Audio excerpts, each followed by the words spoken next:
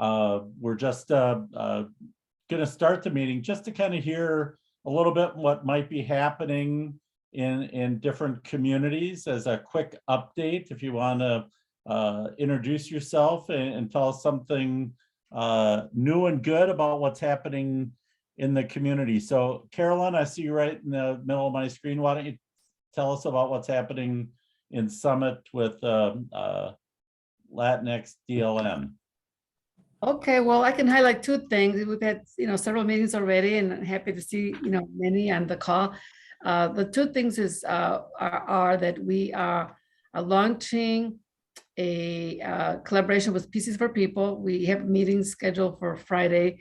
We believe that the part of the, equity is the devices, and many families, still may lack those devices. And it seems like Pieces for People make it easy for us to make that happen. So as far as the logistics and locations, we're looking at the discussions with the two districts, with superintendents. I believe they're on the call. That's one. And the other is the launching of a education program, or any type of basic introduction to cybersecurity from a family perspective, so I can be more protective of their data. So we have a partnership with Cisco Net Academy. So launching these webinars and having mentors and the support, both bilingual, Spanish and English. So those are the two key highlights I'd like to have. I don't know if others want to share anything as well.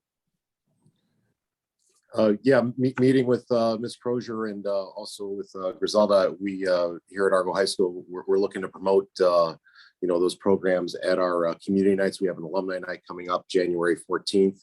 We're planning on unrolling sort of that parent university that Ms. Crozier talked about, which was that cybersecurity element, and then also bringing in that adult education courses here at the high school. So very excited to be a part of this, and we're also looking to get some student involvement in this as well.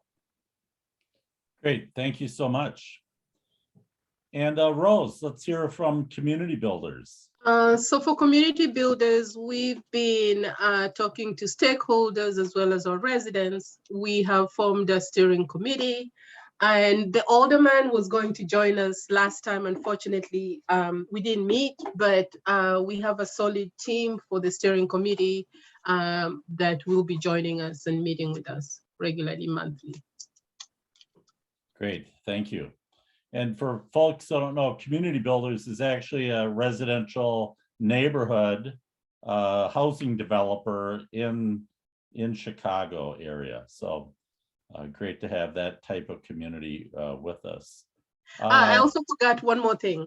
So because our residents need computers, we've decided that we're going to use part of the funding to update our computer lab with some desktops so that they can be readily available for residents who are really in need. We have very old desktops that don't connect. Good. Great to hear about that as well. Thank you. And Diane, tell us about your community.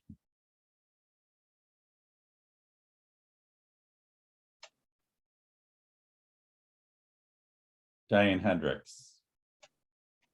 Diane is still muted.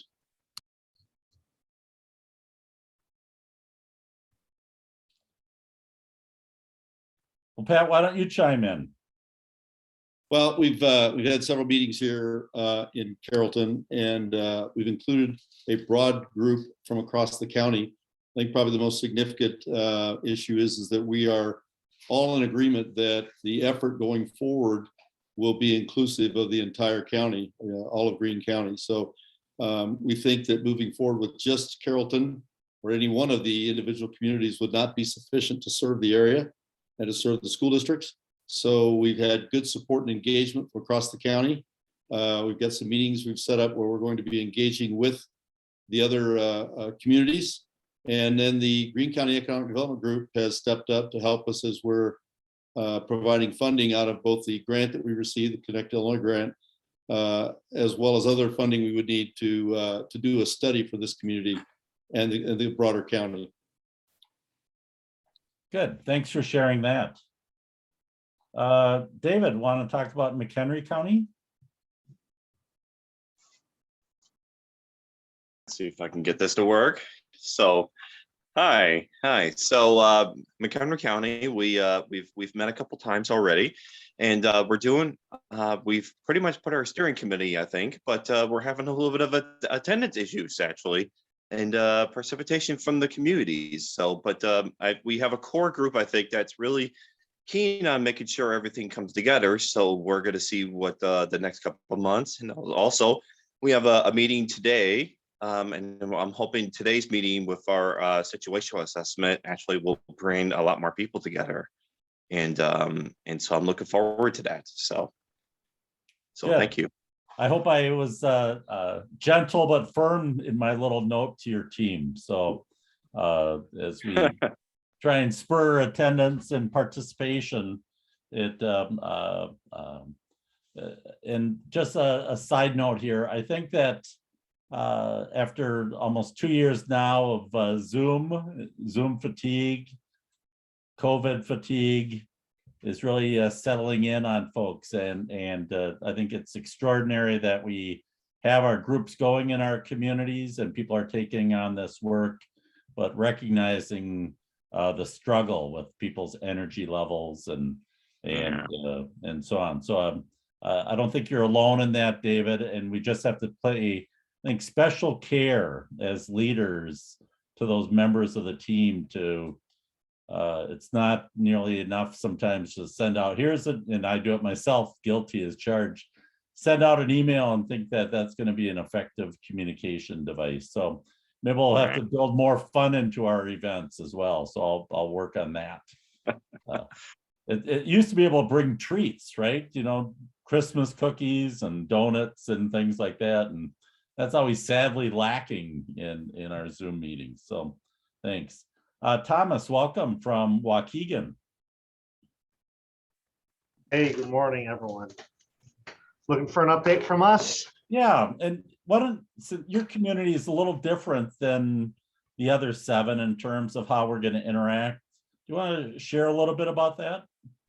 Yeah, so we've been very fortunate in that Waukegan undertook a partnership with, as the county seat, with a lot of other government entities, nonprofits, and we've really started, and we hired a master plan consultant to start evaluating just broadly internet accessibility throughout the community, and Benton Institute was really critical in kickstarting that. And so that's something of a self-functioning operation already. And so Benton Institute was really brilliant in saying, hey, you have other capacity needs that we think we can fill.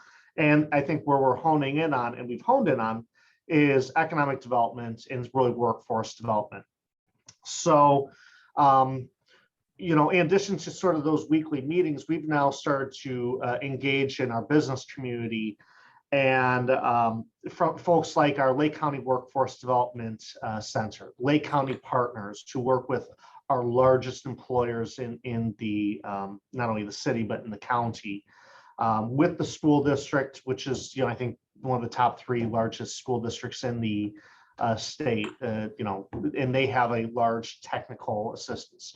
Community College Lake County, which has a brand new expansion here, and working with their branch folks out here, and obviously working with our business community in general. Those are really the folks that we're targeting. Everything from economic development incentive policies to, again, programmatic options here.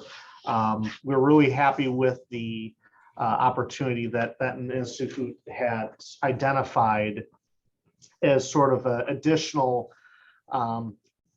capacity that they could add to really what the master plan consultant is trying to evaluate, as we, beyond just, quite frankly, the access to internet for the school kids, as we kind of work on transitioning and internet access for our adult population, our workforce population. Obviously, I think we all know there's tremendous need there too. So that's while in its somewhat infancy, it's underway, and we are very excited about that. That's obviously a lot of good stuff that can provide. Good, thanks for that. Thank you. Any exciting things coming out of the master plan you want to share?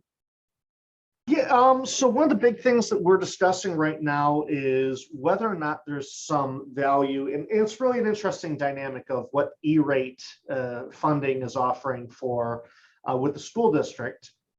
You know, they've issued, I think, 4,000 MiFis to students. So 4,000 households that have, you know, these hotspots that they're paying, that the school's paying for each year, they've gotten grants for. But that's a significant, device endeavor that they're having to keep up with, and obviously they've also issued a number of computers or Chromebooks as well. So one of the things that we're discussing is having fixed wireless on top of the school buildings. We have a number of them all throughout the city, and what that could do for offering essentially some community-based internet. But understanding the rules, and I mentioned the reason I mentioned the E-rate being that it can only be going towards students and through student devices, which then becomes a challenge when we think about, well, then I'm not actually even assisting the students' parents unless they're using the parent, the parent is using the student's devices. So I literally am only helping in some regards only 4,000 people, not 4,000 times the 4 people in the house, of our, so it's a nice chunk of folks, but it's a very interesting problem we're trying to solve, going, how do we increase access in economically sustainable ways? So that's the real big dynamic we're talking through, the engineering, what that costs. Is that still a more productive use of the district's money than the 4,000 MiFis? But yeah, that's really the biggest one. And then we have our community survey, went to 10,000 homes to evaluate internet use and all the various aspects of our community's internet access, adoption, and use. So those final results should be coming to us in January, and very excited to see what that tells us about just the city. Good, thanks so much for that. Gracie, about Tazewell County. Hey everyone. So Tazewell has been working hard to kind of expand our steering committee group to be really representative of the county as a whole. We've been suffering some scheduling issues and vacancies on the county board that have stalled us a bit, but we're still trying to build up that team to really get those comprehensive plans going. We've also been working with PCs for People and are supposed to hold some events with some libraries in the next year. I'm trying to think what else I had in my mind. Yeah, just kind of working and trying to come up with those plans so we can start talking with ISPs and just beginning to know where to begin the broadband development and those discussions. We got a new director of rural broadband with the Greater Peoria Economic Development Council, Kathy Brown. So she's in the call, which is great. And so she's been helping out a lot and used to work with U of I Extension. So she has been really helpful. And we're meeting this Thursday. So we're excited to recap and move forward with that. Good, thank you. And welcome Kathy to our group. So thank you very much for joining today. I don't see Katie from Fairmont City. Is anyone else here from Fairmont City?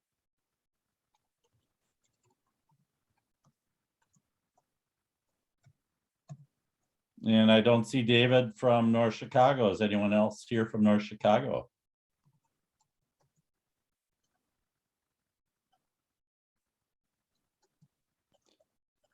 Good. I see a chat here I want to take a look at.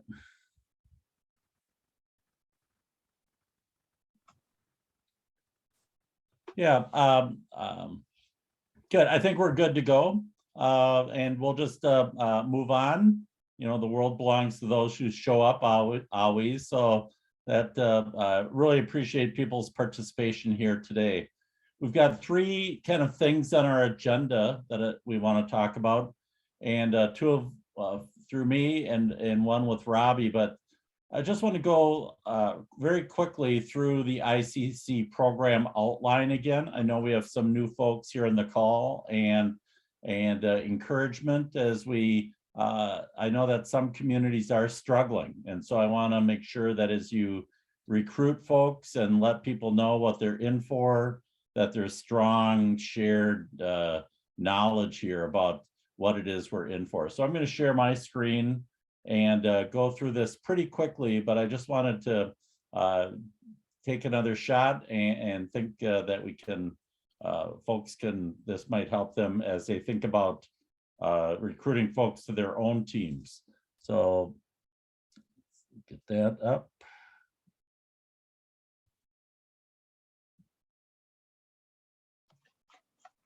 Good. So hopefully you're seeing my full screen there. ICC Revisited. And again, as we heard from Waukegan, we're ready to customize this program to help your community reach its specific goals on either access, adoption, and or use. And so as we move through the program, especially in the coming months, as we maybe accomplish some things in broadband access, maybe we'll think more about adoption, or as we work on adoption, how do we spur more technology use in the community? And so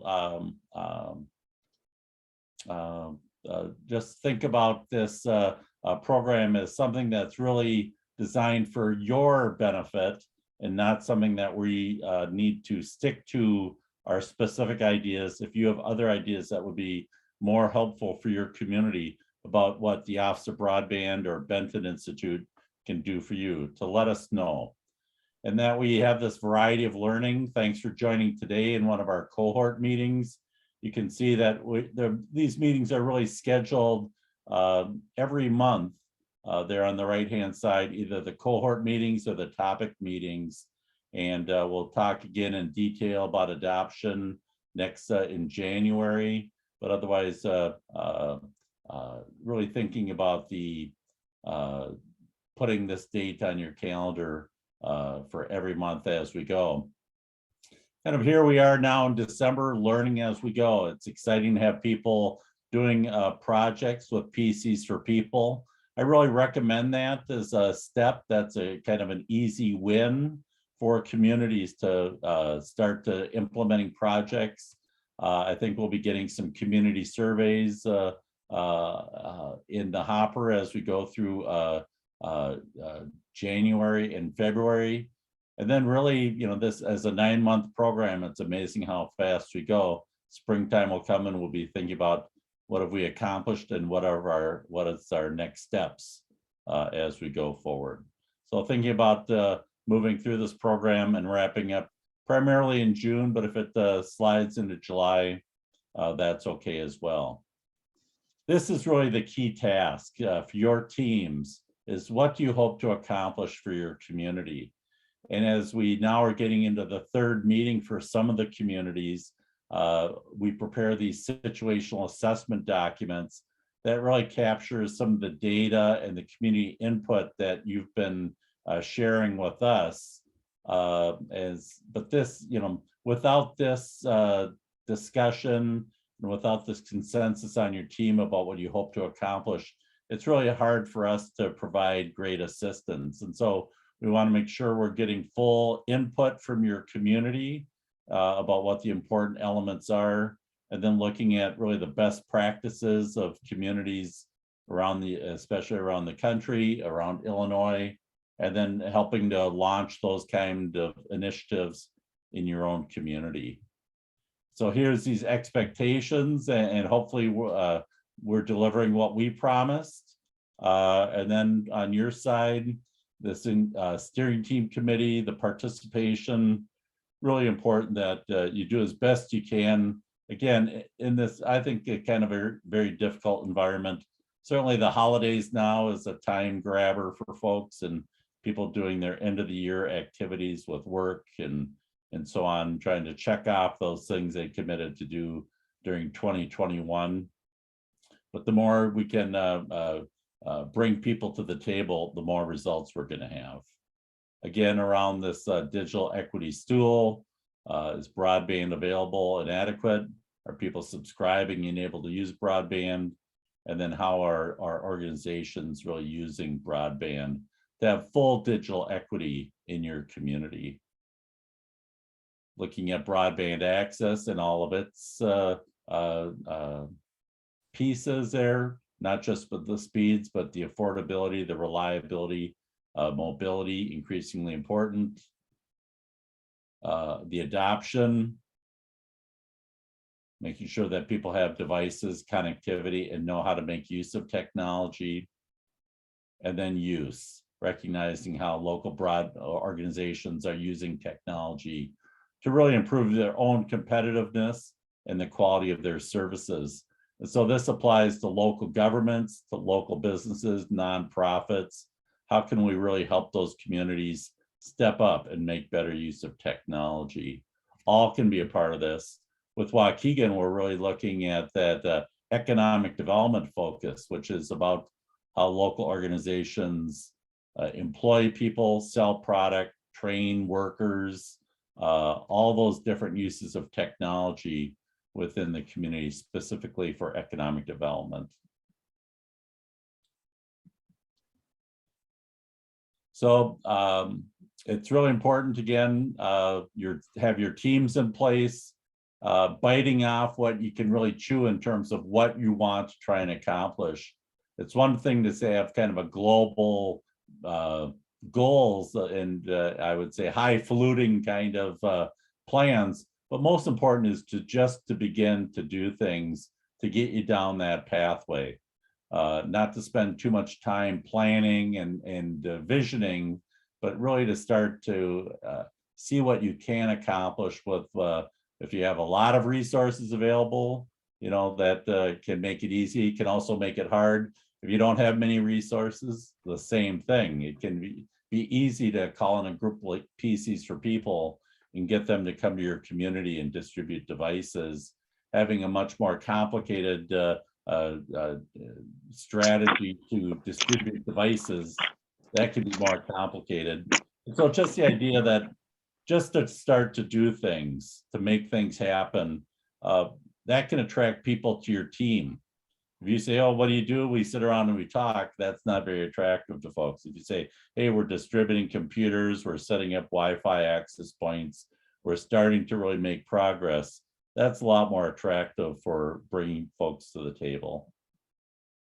And then again, the steering team, passionate and committed. Those are the kind of things we're really looking for. And then to meet, it's real easy if things come up to cancel meetings. I would say keep plowing ahead, and however many people you have at the table, keep trying to make progress and not wait for the perfect steering team. So, and then your own enthusiasm as a leader to try and be a magnet for activity, I think is a critical part when you think about your own role in this.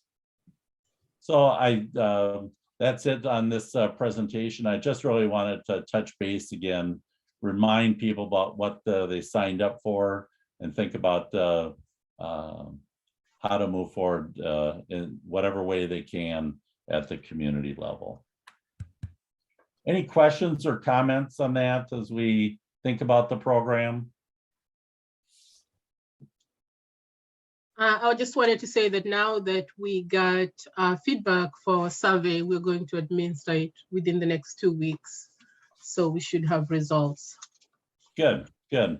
And I think those surveys serve a couple purposes. One is to let people know that there's a great group of people working on these issues. And so it's a way that if you send these surveys out, people say, hey, I might want to be a part of that. So always be on the lookout for additional steering team members or even subcommittee members.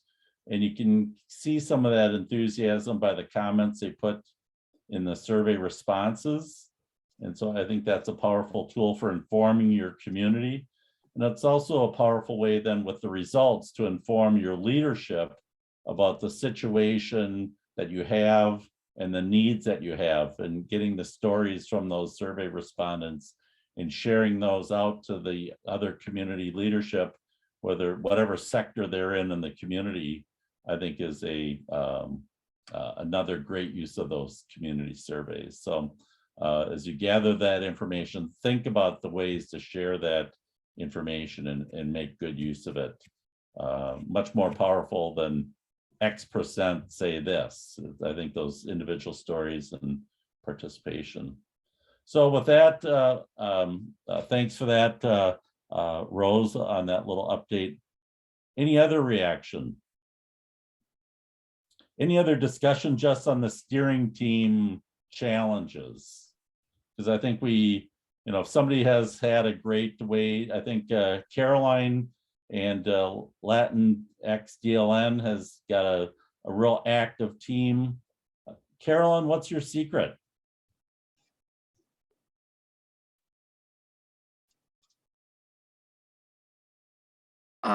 What I think for us, we did come together before the grant even. So I think building those relationships make a big difference. I mean, those of you that have started earlier before the grant, I mean, we didn't come together just for the grant. We came together because we really wanted to be a group that focused on the community with the leaders. So I think that's one thing. We do make our personal visits, like you were saying, people get zoomed out, too much Zoom. So I've made visits to invitations from the superintendent, District 217, and the high school and the community leaders there, the staff, as well as the District 104 and the mayor. So I think there's just a lot of interaction and collaboration. And in fact, I meant to mention earlier, a third thing that we are also offering, not only to the summit community, but any of the cohorts, is we have another partner. We bring partners. So the other head is the business that does IT. So it's tied to this mission of making everybody more digital ready. So besides the concerns of risk of your privacy of your data, we also, there's a lot of having use of technology also brings a lot of problems or potential threats that we need to be aware of, not to be ignored, and also not to stay away from it, but just to be aware of it. So we have a partner that, again, I wear the head is a business owner of CST Consulting Group. We presented the Tech Wellness Check, the Tech Wellness Check. So for those organizations or businesses that have technology, you may think that you have everything from 3 or 4 years ago, but that's a long time in technology. So, do you have the right bandwidth? Do you have the right devices? Do you have the right security? So we offer pro bono tech wellness checks to our members in our business community in Summit. We can do the same for anyone in this group. So there's just a lot of different aspects of technology that we all can, support each other on. And I think that's what's one of the unique ingredients for our group. So hopefully that helps. Good, thanks, Carolyn. And Diane or Pat, I think Carrollton has a real good steering team as well. What's your secret to involving people and bringing them to the table?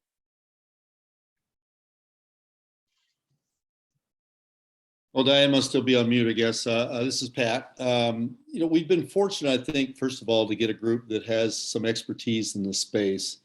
And that's been really, really helpful. It really facilitates the conversation, eases the discussion about the options. And frankly, as we explore it, it really, they bring significant capacity and capability to the conversation. Secondly, we've been fortunate, the mayor, as I said earlier, the grant was really awarded to Carrollton, but the mayor was, I think, wise to reach out more broadly across the county. And, much of the resources, these skill group that I talked about are actually coming from not out of Carrollton proper, but frankly, more broadly across the county. And I think all agree that, however it's represented today or however it's depicted today, that the reality on the ground is not anywhere close to what folks would say that we have in our area. And they all see the need to improve it, both either personally for their own businesses, but also for their families as well. And certainly for the experiences that all of them have had here, over the last 2 years with COVID. So, I think we've got it's a smaller group. It's actually kind of winnowed itself down from probably 12 or 14 members down to probably 6 or 8. But the ones that are there, I think, again, have significant capability, are all aligned on what we're trying to accomplish, have embraced the opportunity to look at the entire county. And those who aren't attending, I think, feel comfortable and confident that those that are still participating are really engaged in serving the broader good. So I would agree. I think we've got a good group, and we feel good about our opportunity. Our goal, frankly, is to move forward with the ability to actually engage with folks here after the first year. Probably we'll do our survey work after the first year, and then by March or April, be ready to actually engage with ISPs to start talking about where we're going to go. So that's really a quick summary. I don't know, Diane, if you're off of mute, you can certainly add something.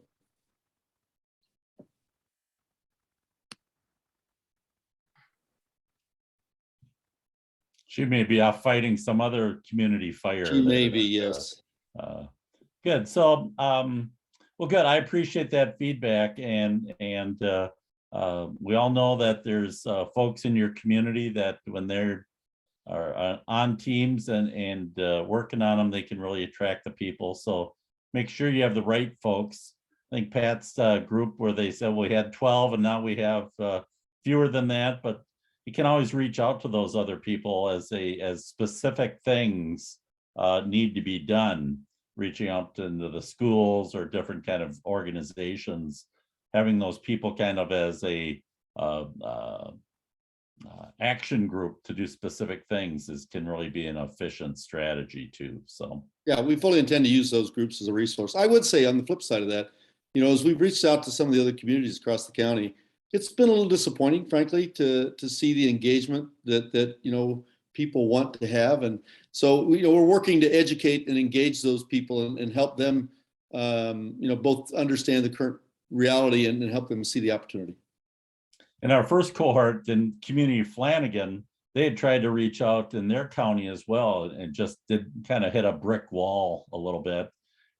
But now that it appears that they're getting a $1 million grant to bring fiber to the home into their community, people say, hey, well, maybe we sort of missed out on that boat. But Flanagan is still ready there to help them on their more broad activities. So every community kind of awakens at a different time on some of these issues, and just always being ready to welcome them into the fold and to help them move forward is something you can do.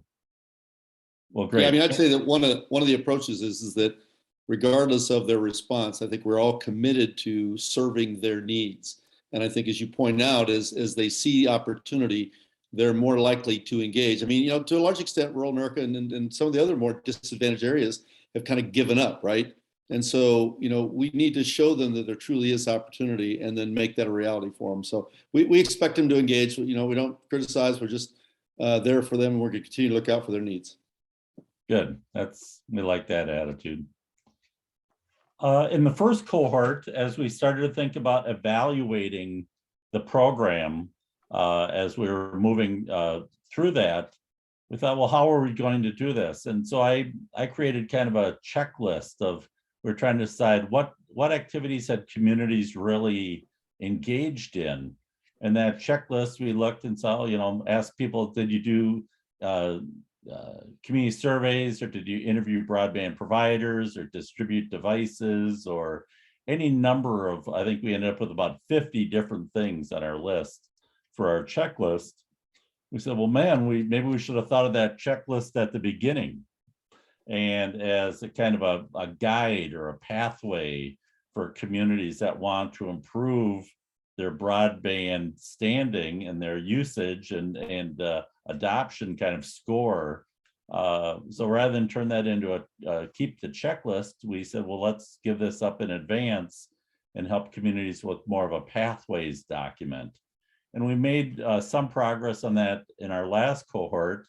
One of our science fellows, Diamond Ruffin, took kind of our checklist and turned that into a digital adoption guidebook for communities. And we do have that available.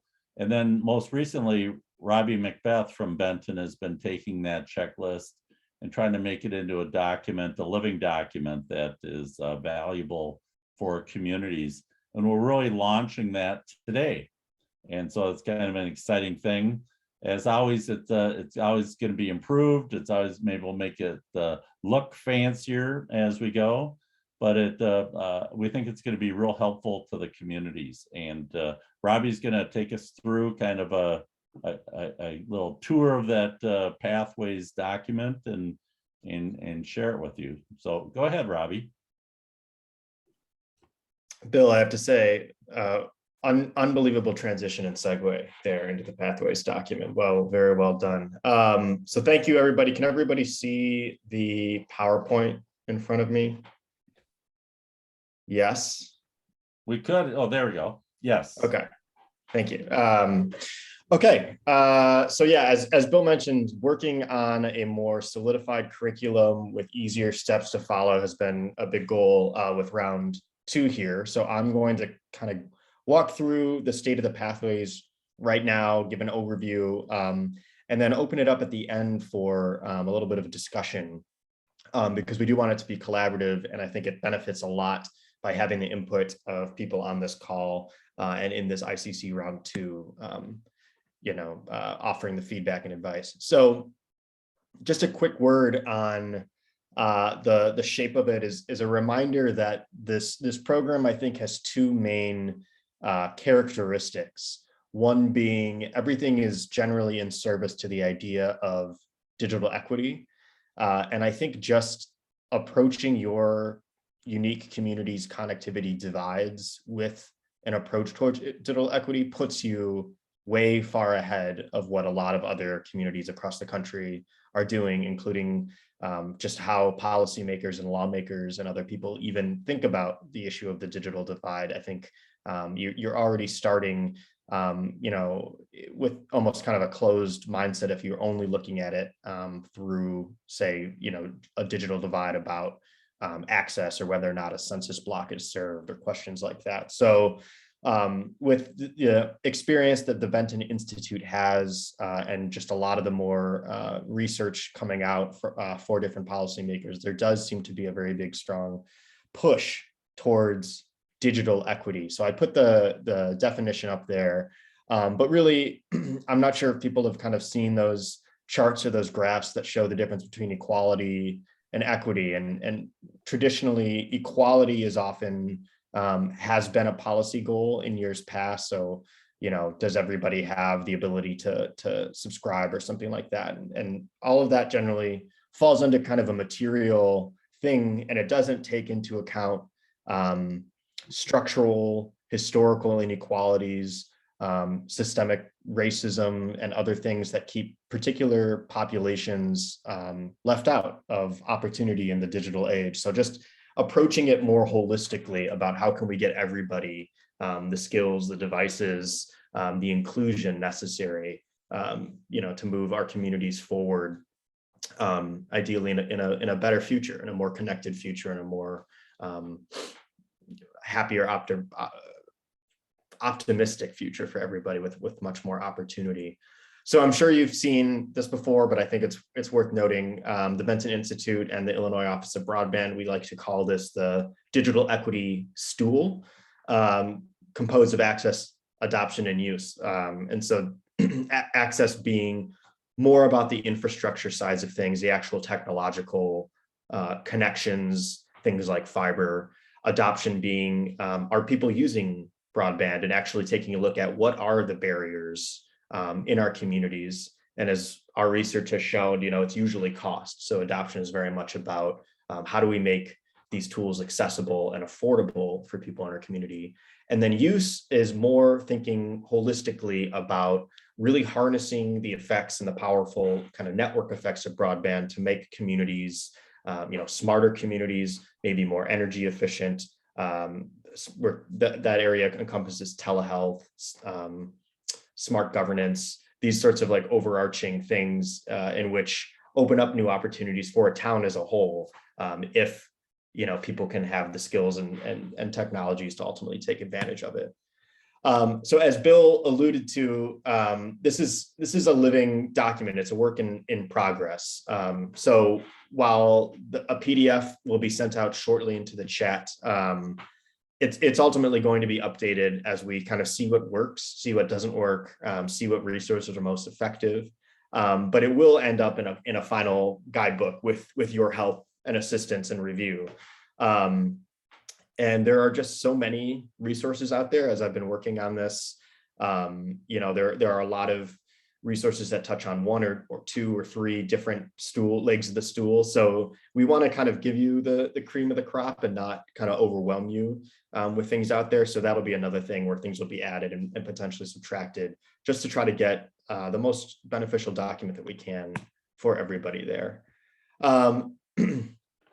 So before we dive in, I just want to kind of plant the visual seed of how everything lays out. So each section will have an overview, which I think is helpful not only for everybody on this call and your communities to kind of get a sense of like, okay, what do we mean when we talk about access, adoption, and use, but also, many of you on this call will be stewards of digital equity or leaders in your community to connect people. And so it can be really helpful to just have some basic information to provide to people that might not see broadband as a priority. So whether it might be local aldermen or state reps or your town's mayor, often you're going to have to kind of make the relevancy case for broadband. So that overview section just kind of helps frame everything and helps people kind of understand what you're talking about, so that everyone can kind of be on the same page and have a beneficial conversation.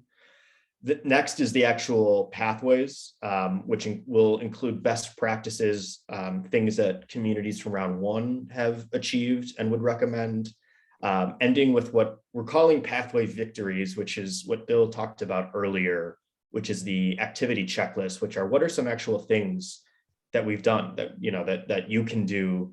They might be small wins, they might be large wins, but it's just kind of tracking some of the success that everyone is doing, which based on the updates that I heard at the beginning of this call, it sounds like already, people are already succeeding in those, whether or not it's hosting a PCs for People distribution event, getting your steering committee organized, all those sorts of things. So there's a lot of different victories. And so that's another kind of main message that I would like to hit home with everyone is, there's, when you think large scale digital equity, it's a pretty ambitious goal and a pretty ambitious vision for each community to work toward, but it's made up, I think, of a lot of small victories. Like Rose was saying, with getting updated computers in their computer lab can be just a day thing, but that can have tremendous impact for everybody that uses those computers. So it's about kind of tracking and thinking about those, like I said, the resources, and then further reading.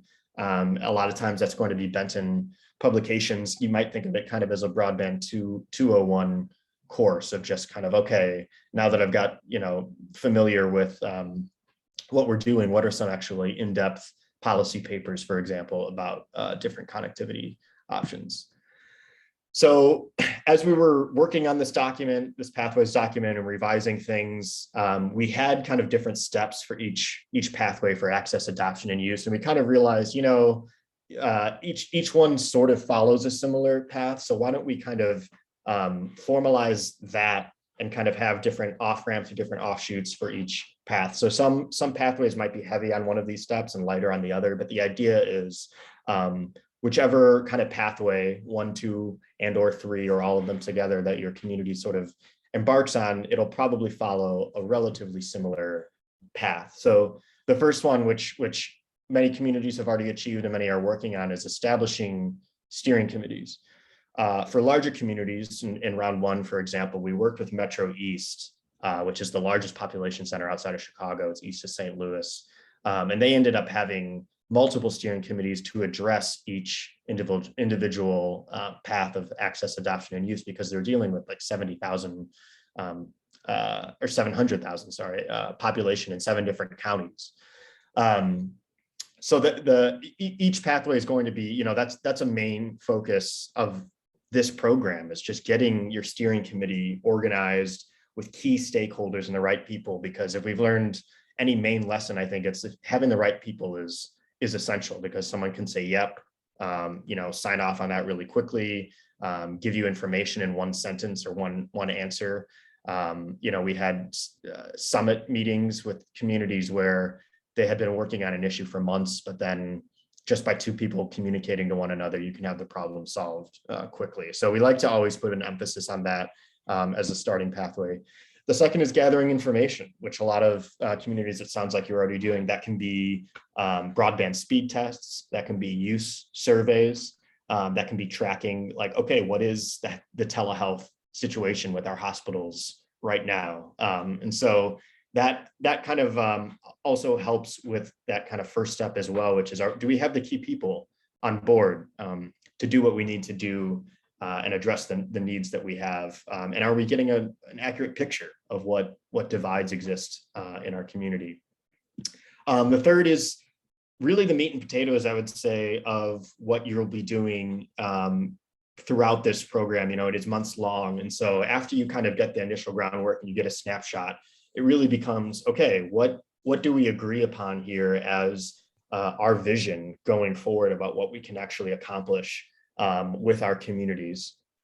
And so that's, like, I think one of the main things Bill and I and Shabika and Adrienne will be working on with each of you is ultimately, once you get a good idea of some of the ways that you can approach your community's divides, how do you actually get there? What can you actually do? What small victories entail? And then it becomes about implementing the plan, putting the pedal to the metal. That's where having a good steering committee, I think, is really helpful and really powerful, because you need to have engaged, active key stakeholders to just carry the momentum to get those victories in place. And then lastly, identifying success. Very often, with something like digital equity, that's such a dynamic, moving, changing, difficult goal to ultimately achieve and work towards. And so it's extremely important to just be aware of what have we accomplished, and how is that working, and how can we refine it, and how can we adjust it however we need. And we also put that on there because this program is often the start of that goal of digital equity, and you might be applying for infrastructure funds. You might be talking to a higher up about getting grant funding for something. And so tracking successes is really a pivotal part, I think, and just kind of proving the value of the work, tracking what you're doing, so that you can ultimately scale and keep on doing what you're doing. So I'm going to stop sharing this, and we can start. Oh, thank you, Adrienne, for your comment on inequality and equity. I didn't say that. So I'm going to put a link in the chat to a folder that has all of, can everyone still see my screen? Yeah. Okay, so I just showed you, and so there's a lot of different items in here, but the main one is this PDF, I think, for today's purposes. So this is the slideshow that I just had. Robbie, I don't see the screen at this point. Sorry. Oh, you don't see my screen at this point? No. Okay, sorry. Let me do this again. How about now? Can people see my screen? Okay, I'm getting a thumbs up. Yes. Okay. So I just shared a link. If people are able to click that and let me know in the comments if you can't open that, but let me go back. So it brings you to this folder, which is a public folder that people can share, and there's a PDF here, and we'll email all this stuff out afterward. But it ultimately brings up the pathways, which we've combined now into one large document. So I was just going to go through a little bit, give everyone an introduction now that it's actually in front of you, and then open it up for discussion. Before I do that, are there any comments or questions that anybody has, including Bill or anyone else on the team? I think this is really helpful. Thank you for putting it together. Thanks. Yeah. Okay, so we're just going to go through it a little bit. And as I'm doing this, maybe think to yourself, how is this useful for me, or what can be, better or improved upon? And we'll take that into account as we continue to adjust. So this is the beginning, which has an introduction, as I talked about, going through access, adoption, and use, why that's important, and the role of community in this whole process. I think I mentioned that at the beginning. There's two main characteristics, one being digital equity, the second being community. The idea is if community's voice is not present, somebody makes connectivity decisions in each community, whether or not it's lawmakers or the incumbent internet service providers. And the idea is if we can amplify the voice of a community, that's ultimately going to have a much more equal effect, a much more public interest oriented connectivity digital ecosystem than if the community voice is outweighed or outshouted or overmatched or absent. So I mentioned, is how to use this guidebook. These are the overarching steps with some, acknowledgements. And then what I like about, keeping this a collaborative ongoing document is it makes it much easier to do links and to add links. And so we're going to try, if there's any sort of linked document, to put it in the Drive folder. So those links for certain worksheets that I'll go through in a moment all live here as well for you to kind of access and take into account. So for example, we have this Benton Glossary 101, which should open you to this larger document when and if it does open. Let's see.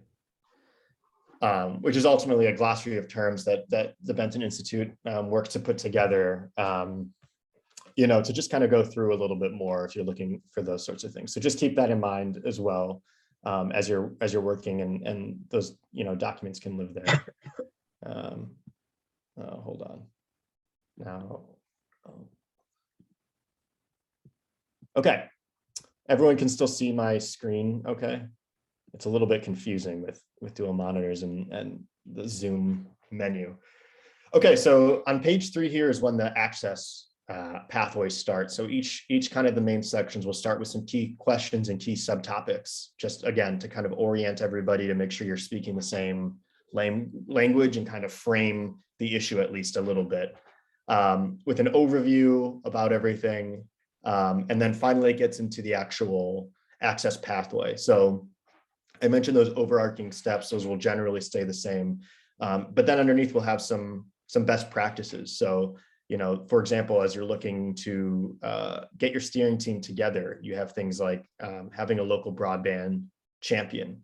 We've been pulling from a lot of different resources for this document, and overwhelmingly that is said again and again, is you need to have people pushing the ball forward, bringing in key collaborators, and just point people basically for all these sorts of things. So we're trying to just keep all that information, the gather information, at least like from an access standpoint. We have the Illinois broadband map that you can click on.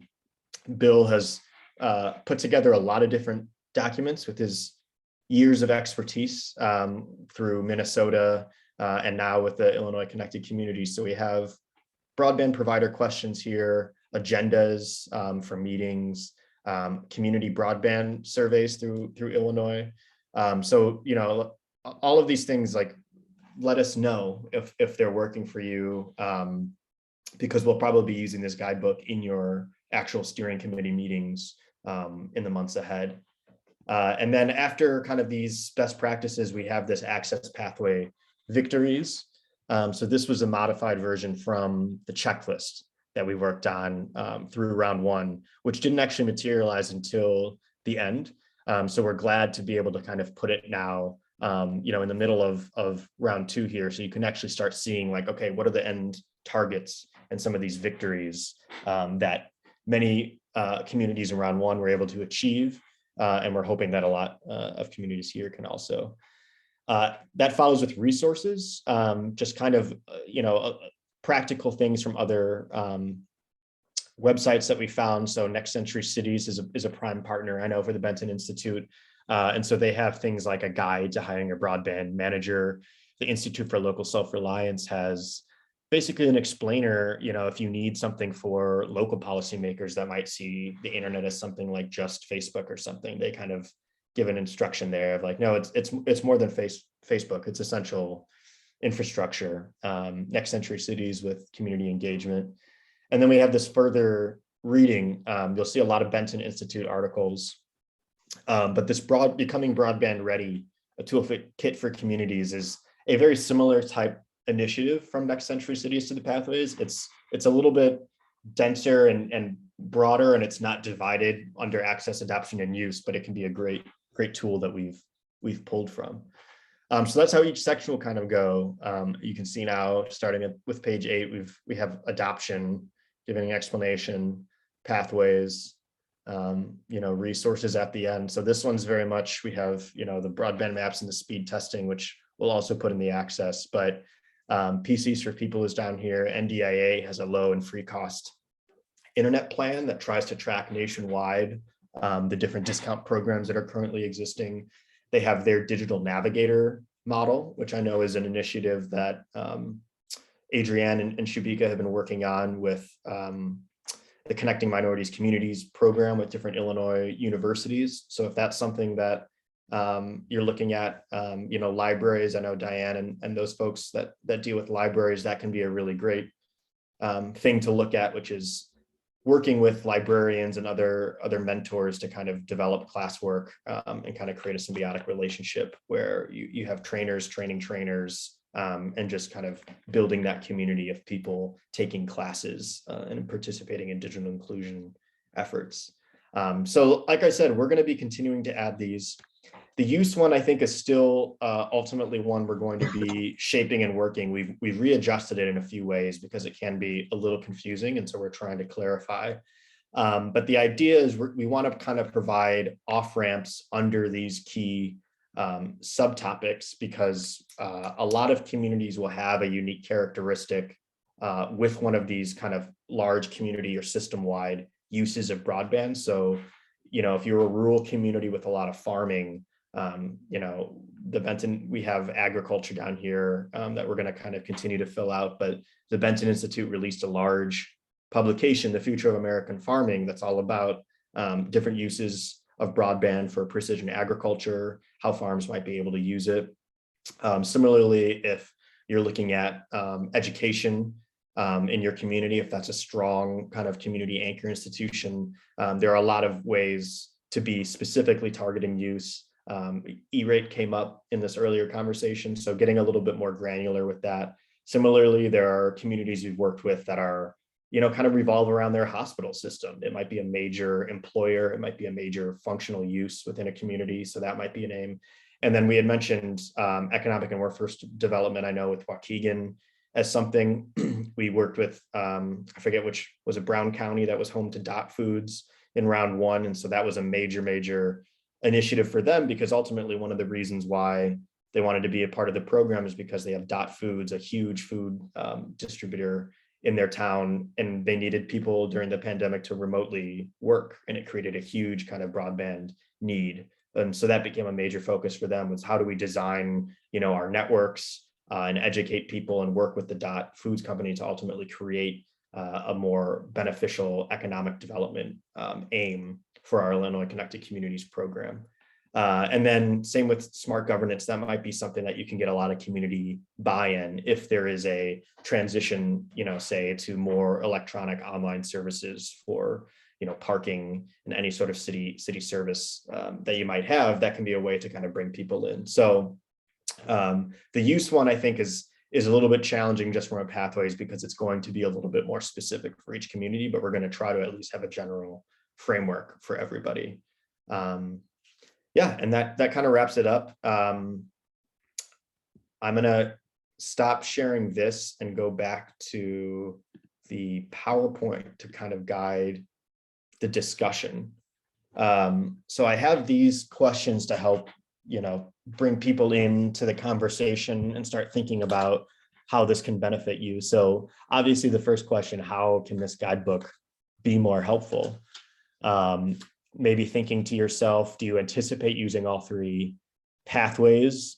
So would you rather have just a standalone, access guidebook that you use for your community, or do you want all three? Looking through the resources, what is most needed for your community, and then is it helpful to have a lot of readings and a lot of publications, or is it more of just like you want one answer for this and that sort of thing? So I'm now going to open it up to the floor and kind of hear what people think, initial reactions, initial suggestions, what people have to say. I think we're a new community, and I think I would like to use all the three, especially preparing our steering committee as they come in, making an agenda, and letting them do some mini reading so that they know what they are signing up for. Excellent. And actually, thank you for that comment. That's a very, very good idea of using this as an initial document to kind of get everybody on the same page for your steering committee. Adrienne and or Shubika, do you mind just taking a few notes? I'm going to try to kind of write things down, but I kind of want to be an active listener as well in this discussion, and I don't know if I can do both. Thank you. I'm assuming there's a yes or a willingness there for either one. That's a great idea, Rose. Thank you for that. Yeah, like kind of helping to kind of bring people in immediately on the steering committee to let them show what's happening. That's a really good point. Maybe even adding a little bit of materials in the intro for that. Great. It's also good for when we are recruiting important stakeholders like the alderman's office, or the library, reaching out to some stakeholders. It's good to hand them something. And I think this is a great thing to give them. Yeah, absolutely. Great. Thank you. Carolyn, you can go ahead. I see your hand. Thank you. Yes, I think it's an excellent document. I think it provides a good baseline where everybody can be on the same page. Mm-hmm. Especially when different members may come with different backgrounds and also join at different times. It really is a great starting point for someone new or someone that has a different understanding or interpretation of what it is. And then in our discussions, we want to, in some end, the Village of Summit want to cover all those three areas, but maybe not all at the same time. So it really helps us, prioritize and focus on those particular areas and have an understanding of what are the different elements of those aspects. We're particularly starting with the use part, but there is definitely an issue of adoption. And I know there's the FCC funding that was called the EBB, and now there's new term.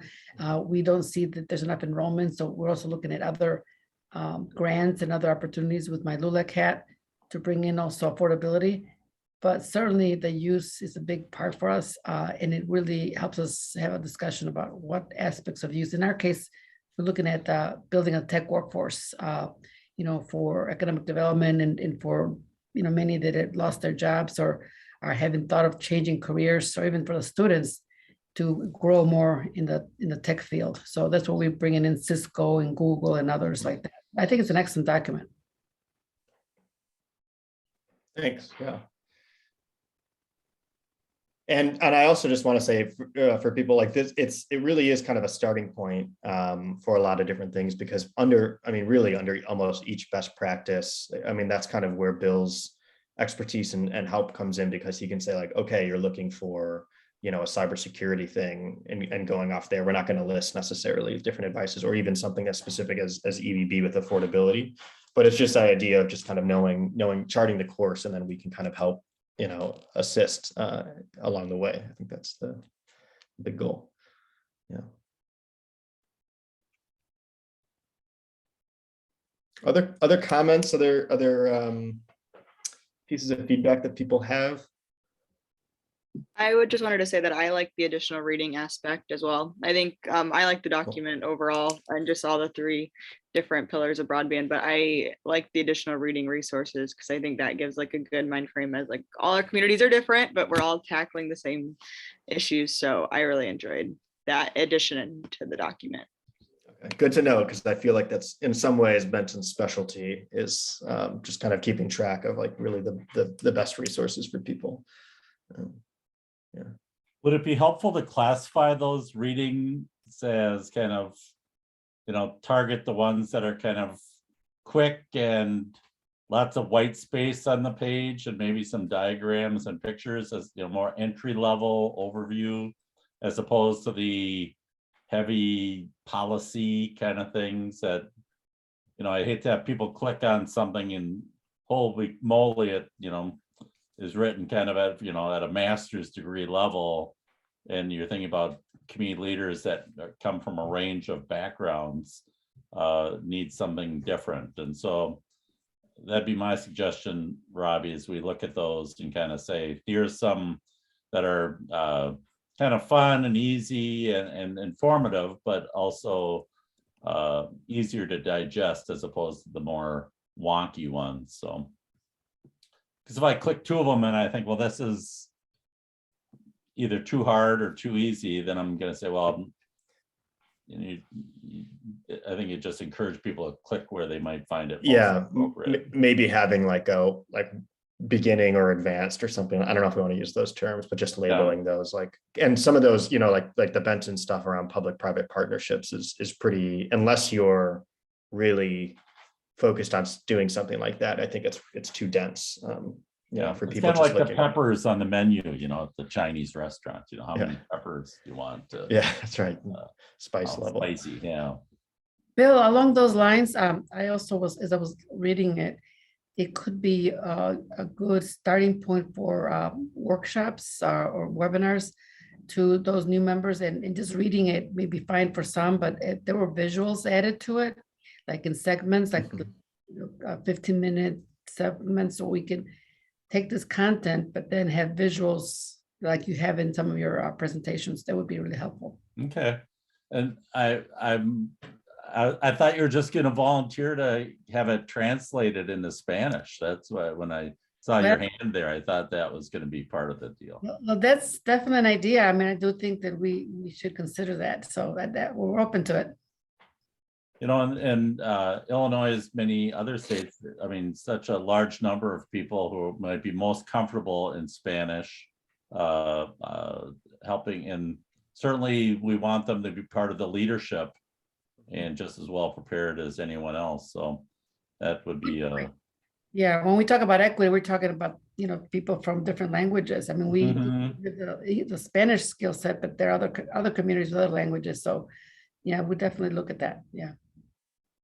And I know, in our 8 communities, we have several with large numbers of Spanish speaking people. So thank you. Good. Well, Robbie, I think that's looking great. And if people have comments, if they want to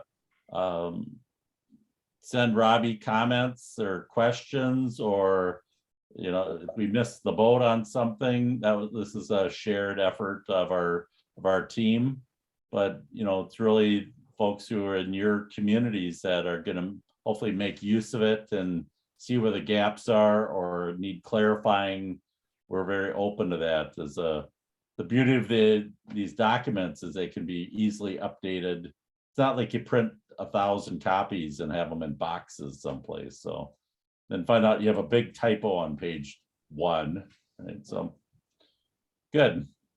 Well, thanks, Robbie. Great job. And our team will be contributing additional information, especially on that use side. But if you see information that you think is valuable, please send that to us as well. Links to documents or check sheets, or even if you create something in your efforts that you see a need in your own community, please share it with us, and we'll be happy to fold it into our thing. And of course, we do.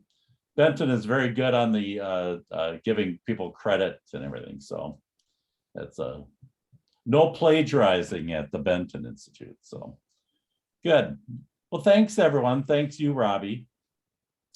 And then we, you try and attract people and you say, well, why would people come? And of course, money is always the reason people are interested in things. And so I wanted to talk just a little bit about getting ready for broadband. And I got a brief presentation here. And Get that up on the screen.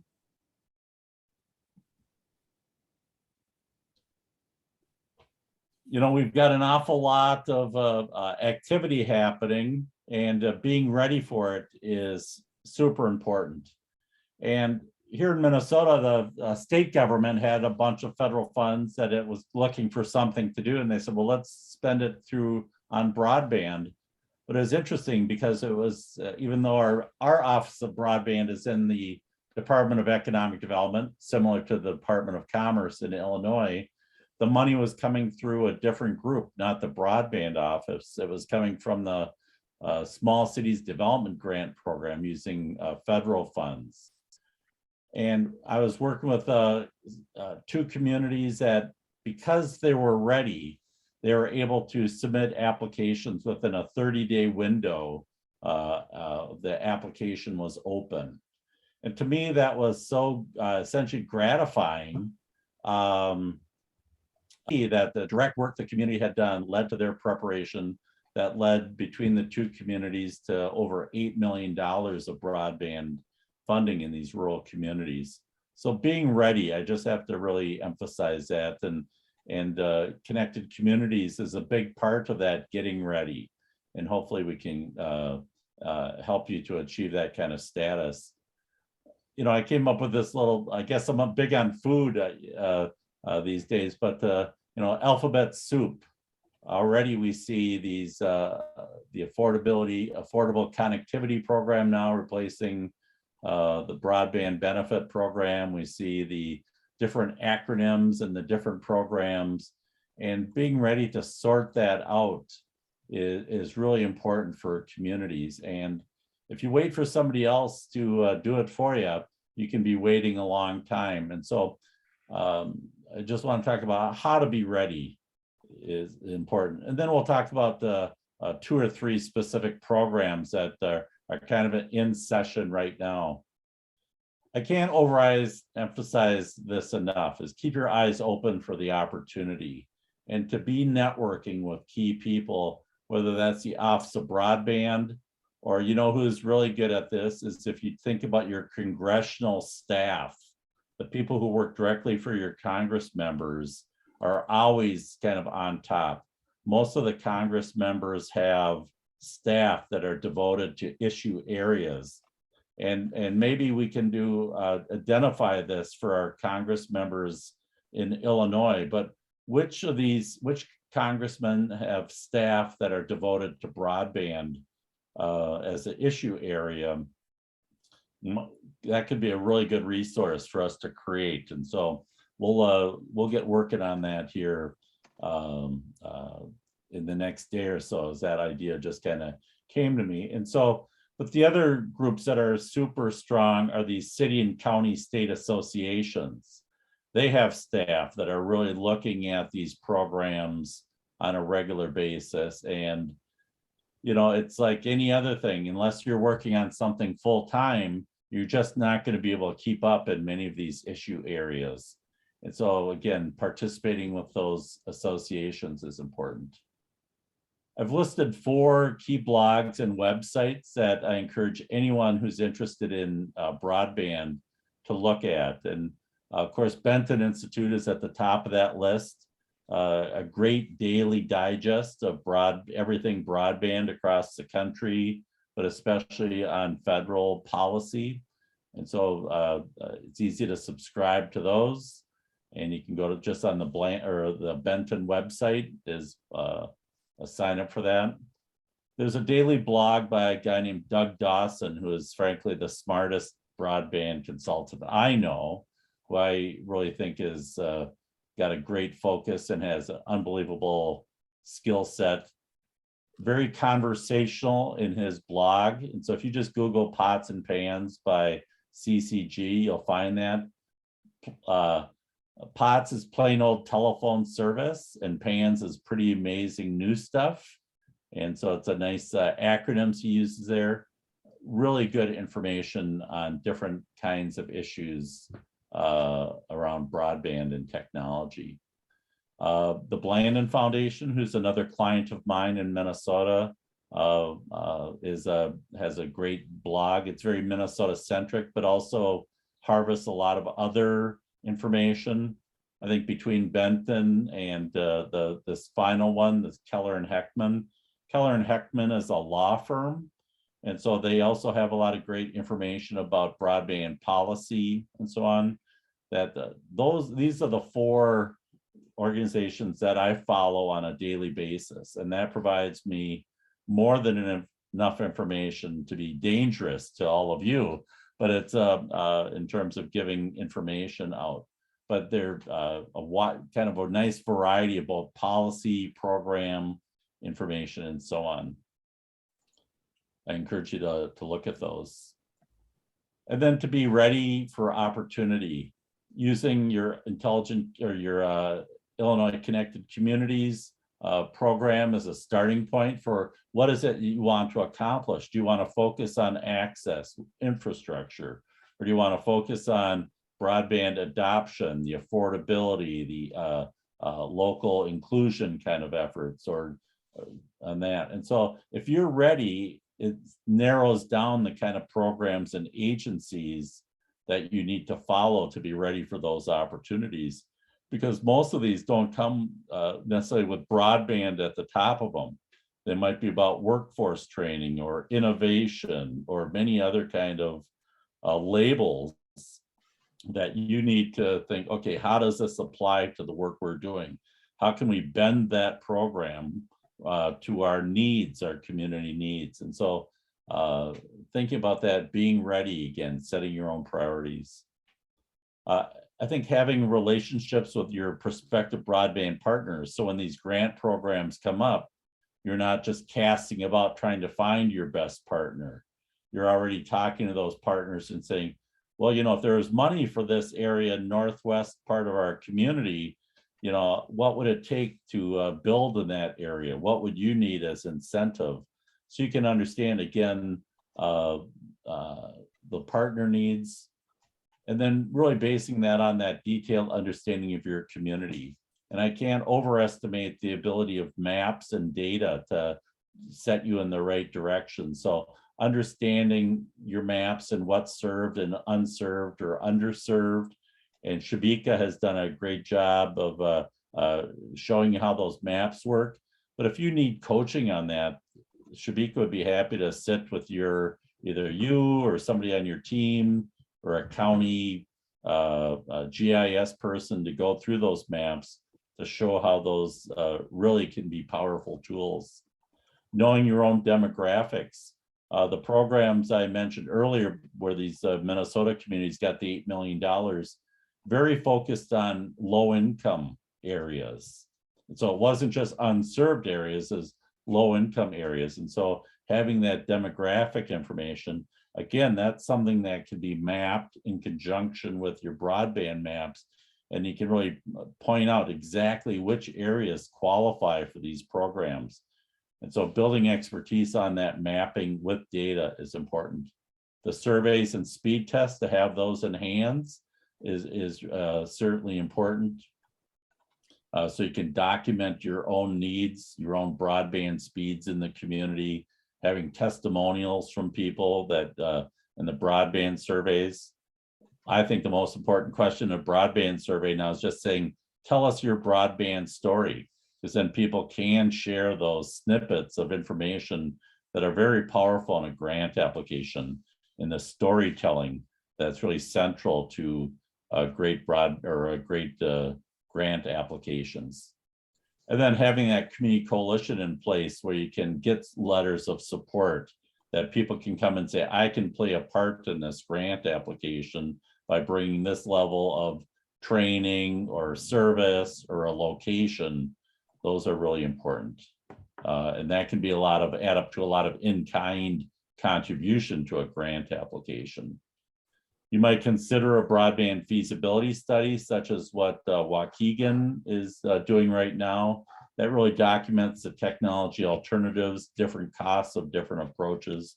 Again, having that in place, ready for opportunity, is important. We do some of that through this program, but it can go to a much higher level of detail and information especially on the cost estimates and technology alternatives. And then finally, know what you're ready to do in that partnership. There's a lot of communities say, oh, we want to partner with a provider, but you can't really make that happen unless you know what you're willing to do in that kind of partnership. And so just encourage you to, again, get your policies and programs and kind of your political ducks in a row so that you can be a good partner when those opportunities come around. So there's current opportunities for funding right now. And I grabbed all this information from the NTIA Broadband USA website. And you can see that link, that's quite a link. That's why I'm a Googler. And so, but if you just Google that Broadband USA, you'll come to this site. And it's actually a very powerful database of all the various programs.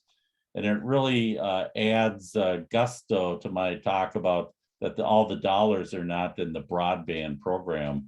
They're really spread throughout the federal government in a variety of these programs. And so, of course, the ARPA funding is dollars that come to local units of government, cities and counties across the country. One of the primary uses of ARPA is for broadband internet. And so those dollars are in hand with community leaders, city councils and county governments, in some cases townships that have received money via formula. In terms of broadband and their considerations, they're what they talk about areas not served reliably with 25 down and 3 up. In my notes here, I say Treasury Department, and they're the ones who own these funds, own the direction for them. They give local governments significant discretion. And a lot of people would say that is a loophole that you can drive a lot of gigabits through. And so I would encourage you to think creatively about that and to make use of these dollars to influence how those dollars can be spent. When I talk about the 25-3, they also say conserve some places with better than 25-3 as part of this overall strategy. And so, of course, their goal is to provide service where there's not good broadband, but you can also serve other places as well. So as you think about an integrated strategy, you can design projects that can hit maybe your downtown areas, business districts that may have some broadband, but isn't very reliable, isn't really high speed, and there's businesses that aren't happy about the service. As long as you're serving a surrounding neighborhood that may have not very good broadband, maybe not reliable or affordable broadband, and so on. You have to build at least 100 down and 100 up as the primary standard. But if you're out in a more rural area and you wanted to go towards a fixed wireless solution, you're able to do that as well. And again, this whole significant discretion piece is something that's important. So that's dollars are in hand right now for communities. And we're seeing how communities are distributing these. In one case, I've seen where they're using those dollars as match for other federal broadband programs, like the Reconnect, USDA Reconnect program that I'm going to talk about in a moment. And so the Reconnect doesn't require match, but it's encouraged. And so to bring additional federal dollars to match federal dollars is usually a discouraged kind of thing. But in this case, it's kind of seen as added points.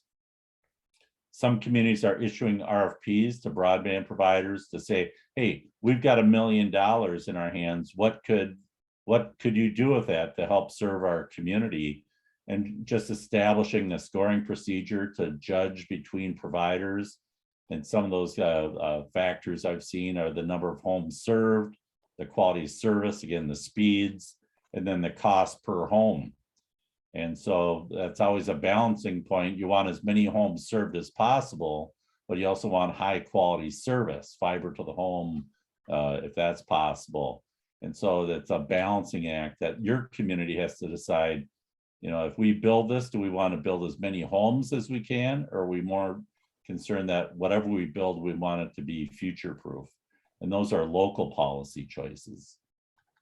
You can also use it to build government-owned infrastructure and make that available to the private sector, either county-wide fiber rings or fiber to the home deployment or some kind of fiber wireless hybrid.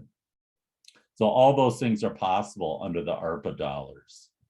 And certainly if you're partnering, you want those providers to bring their resource to the table too, their dollars. The other big program that's in play right now is the Capital Project Fund, and that's also out of the Department of Treasury. And those are dollars that go directly to the state of Illinois for broadband infrastructure.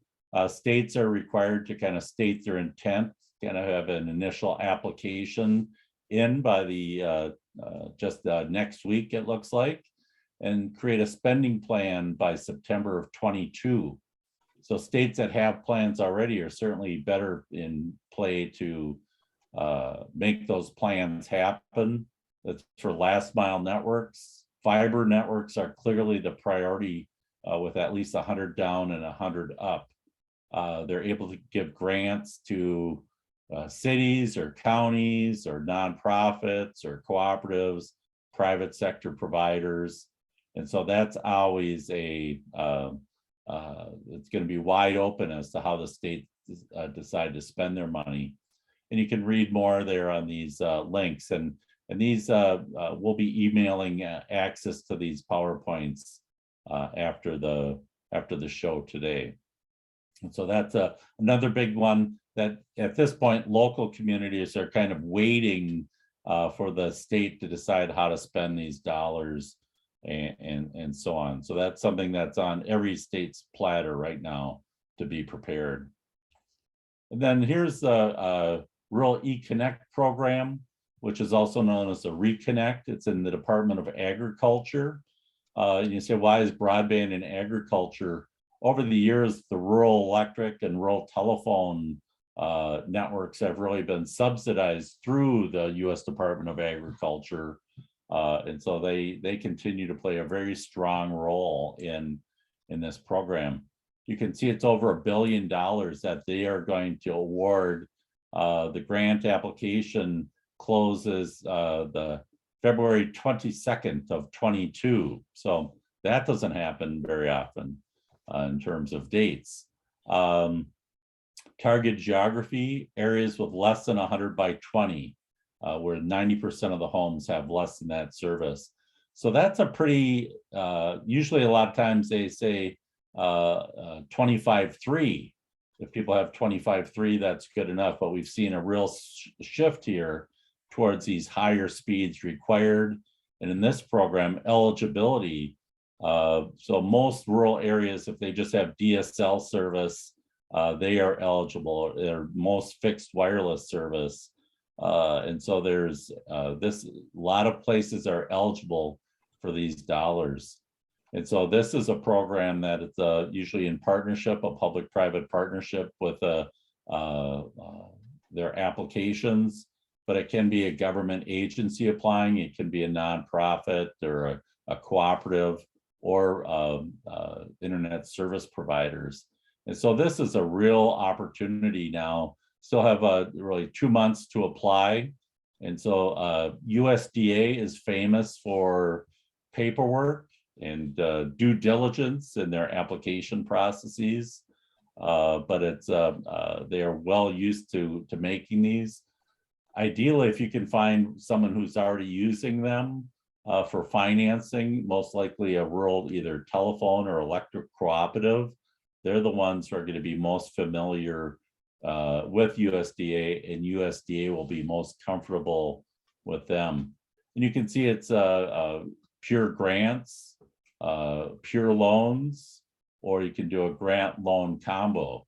And so especially where providers are interested in investing in a community, but they can't make the business deal work. so the company is willing to take on some debt. You know, that's that certainly is makes it more palatable to you borrow half and you get half free. That makes for a pretty good business package. And that grant loan combo is bound to be attractive to a lot of different broadband providers. Certainly free money all in the grants is great, but we know that's where the competition might be stiffest for those dollars as well. And so you can take a look at those programs. I encourage you to go back to that website that I cited early on from the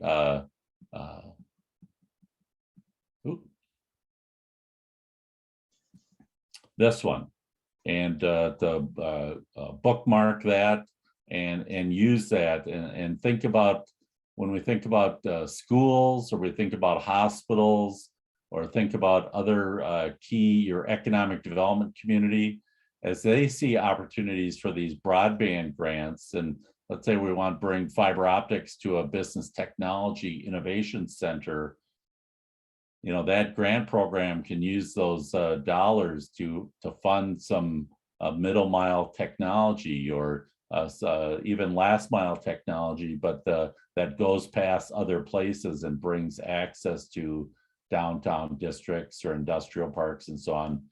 Combining some of these programs together could be really a powerful tool for making things happen in your community, or at least at a minimum, provide some platform for future kind of broadband expansion. And so that's my quick focus on broadband financing, and just encourage you to again, always think about being able to use these programs. You have to be aware of them in advance. If you're waiting and they announce them, many times that's almost too late to proceed. And so if you're aware of the kind of the history and stay up on those through your contacts, your networking contacts, that can really be a way to be prepared. Any questions or feedback or comments on that?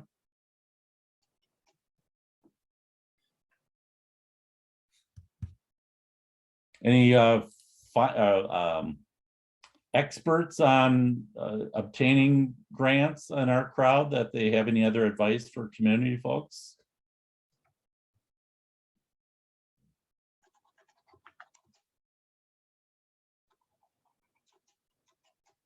Okay, good. Well, I hope that was valuable. Look for an email later today from Nancy with some of these links and documents and so on that you'll be able to take a look at, share them with your steering teams, and we'll just continue to plug away with our community meetings. And it's exciting now to get to these situational assessments and next steps and seeing people implement projects. Thank you.